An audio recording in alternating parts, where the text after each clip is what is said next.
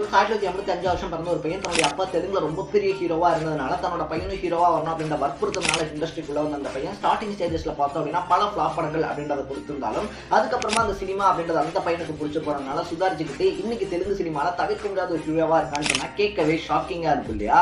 So யாரை பத்திப்பா பேசிக்கிட்டு இருக்க அப்படின்னு சொல்லி கேட்டீங்கன்னா வெல்கம் டு 02 ஹீரோ சீரிஸ். இன்னைக்கு டே 26. அப்படி பிடிக்காம சினிமாக்குள்ள வந்து இன்னைக்கு சினிமால தனக்கு ஒரு இடத்த பிடிச்சிக்கிட்ட அந்த பையனோட பேர் தான் ராம் சரண் அப்படின்னே சொல்லலாம். ஸோ ராம் சரணை பொறுத்த வரைக்குமே பார்த்தோம் அப்படின்னா அப்பாவுடைய அறிவுறுத்தல் அப்படின்றதுனால தான் சினிமா இண்டஸ்ட்ரிக்குள்ள வராரு. ஒரு ஸ்டேஜுக்கு அப்புறமா அப்பா கிட்ட போயிட்டு எனக்கு நடிக்கிறதே பிடிக்கல அப்படின்னு சொல்லிடுறாரு.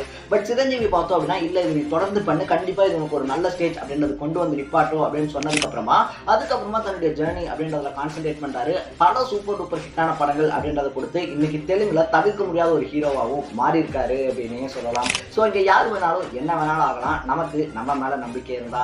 நீங்க ராம் சரணை பத்தி என்ன நினைக்கிறீங்க அப்படின்றத கமெண்ட்ல போட்டு மறக்காம சேனலை சப்ஸ்கிரைப் பண்ணிக்கங்க.